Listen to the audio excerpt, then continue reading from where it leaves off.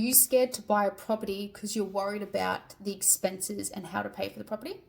If so, then here is an example of how we calculate every single expense into the future for the next 10 years. So here we have a property that we're buying for $337,000. So this client will know the rental income for this particular property. We also have included a vacancy period of at least 1 week's vacancy period in there, plus letting fees. So we know the total amount of income that's going to come in before you even put in an offer on a property. Plus we've obviously got the mortgage repayment, so the interest repayments on that property, plus property management fees, building and landlord's insurance, council rates and water rates, plus a $1,200 maintenance buffer, which is what most Australians forget, so that we absolutely have buffered out for things that are just going to break.